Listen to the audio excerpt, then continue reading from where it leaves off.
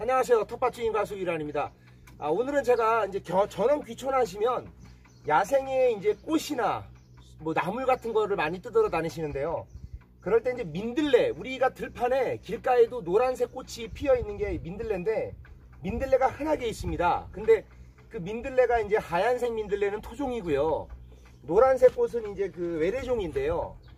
이것을 또 그렇다고 노란 꽃이라고 무조건 외래종은 아닙니다. 노란 꽃 중에도 토종이 있어요. 그래서 제가 구별법과 또 효능에 대해서 오늘 한번 또 알려드리려고 합니다.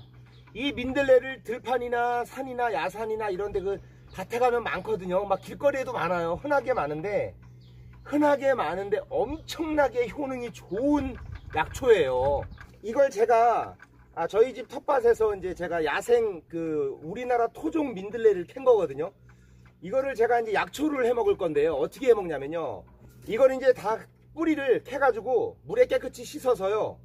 깨끗이 말립니다. 일주일 이상 한 열흘 정도를 말려요. 말려가지고 이거를 이제 썰어요. 도마에 얇게 썹니다. 썰어서 이거를 덮는다 그래요.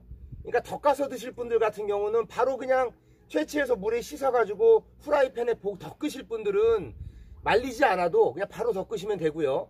한 20분씩 30분씩 여러 번, 한 3번 이상, 한 6번까지 이렇게 덮어주시면 바로 드실 수가 있고요. 덮지 않을 경우에는 어떻게 하냐면 일주일에서 열흘 정도 말리시면 됩니다. 그늘에서. 그 다음에 이걸 드시는 방법은 제가 자료를 다 찾아갖고 말씀을 드리는 거고요. 20g씩 물에다가 끓여서 하루에 2잔 정도를 마시면 좋다고 합니다. 우리 몸에서 이제 나이를 먹으면서 뼈에 칼슘이 빠져나가는 거를 이 민들레 차를 계속 나물로 드신다든지 하면 막아준대요. 칼슘이 몸에서 빠져나가는 걸 막아준다는 거예요. 즉 노화가 되는 걸 방지해 주는 거죠.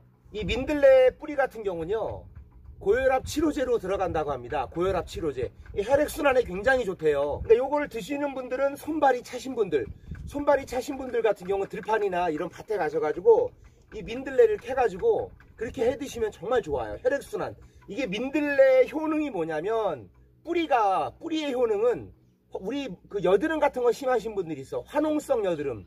그리고 우리 몸에 염증이 있기 때문에 그런 여드름이 생기는 거래요. 그리고 이 민들레가 아토피, 피부염으로 고생하시는 분들한테 굉장히 효능이 좋기로 알려져 있어요. 그리고 이제 이 간 쪽에 안 좋으신 분들이 이 민들레를 캐가지고 드신다는 얘기 들어보신 분들 있을 거예요. 이게 간암에 엄청 좋대요. 간질환, 간 쪽에 안 좋으신 분들. 그게 뭐냐면 여기에 민들레에 실리마린이라는 실리마린 성분이 있어서 그렇다고 합니다. 타우린도 풍부하고 콜린 성분도 풍부하고요. 이게 이제 우리의 몸에 식욕도 돋궈주고 면역력을 올려주기 때문에 아주 타우린이나 콜린 성분 같은 경우는 우리의 그런 면역력하고 아주 직결되는 성분이거든요. 그러니까 민들레 뿌리차 이거 물로 끓여 드시면 이뇨작용에 좋고요. 몸속에 있는 노폐물을 바깥으로 다 노출시켜 빼준대요. 바깥으로. 드시는 방법은 요거를 이제 나물로 무쳐서 드셔도 되고 차로 끓여서 드셔도 되고 방법은 여러 가지가 있습니다. 그리고 이 민들레 차를 드실 경우에는 갱년기, 기관지, 만성위염에도 좋고요. 변비, 인후염, 정력, 폐에도 좋다고 합니다. 그리고 이제 여기 비타민 C도 많이 들어있어서 눈의 건강에도 좋대요. 이 민들레 이거 정말 대박이에요. 근데 이제 들판에 가면 이거를 보시면은 무조건 캐오세요. 그런데 뭐 외래종이라고 해서 약효가 없는 게 아닙니다. 토종보단 약효가 좀 떨어지는 것 뿐이죠. 제가 이제 구별법을 알려드릴게요. 이렇게 하얀색 꽃은 무조건 토종입니다. 이유 여하를 막론하고. 근데 흔하지가 않아요. 많지가 않습니다. 그리고 이제 이렇게 노란색, 이런 식으로 노란색을 피는 꽃이 대부분의 외래종이에요. 이 노란 꽃은 대부분 외래종인데요. 이 노란 꽃 중에서도 토종이 있습니다. 그건 뭐냐면 여기 위에 잎을 보시면 한 보통 외래종 같은 경우는 120개가 펴 있어요. 근데 토종 같은 경우는 여기 꽃이 한 40-50개 정도 아주 듬성듬성 나 있는 꽃들이 있습니다. 노란 꽃 중에. 그거는 토종이에요. 노란색이어도. 근데 많진 않아요. 그리고 이제 그 토종과 외래종을 비교할 때 노란 꽃 같은 경우는 밑에를 보시면 여기 밑에가 뒤집어져 있습니다. 요 밑에를 보시면 요 부분이 밑으로 내려와 있습니다. 요거는 외래종이에요. 요게 위로 말려 올라간 것은 토종이라고 합니다. 노란 꽃이어도.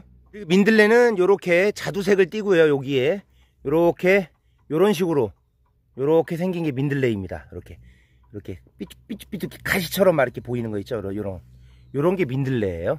그러니까 민들레는 구별법이 쉬운 게 그냥 이런 꽃이 이게 다 민들레입니다. 이게 들판에 이런 꽃은 다 무조건 민들레예요. 근데 이런 토종은 드물어요. 많지가 않습니다.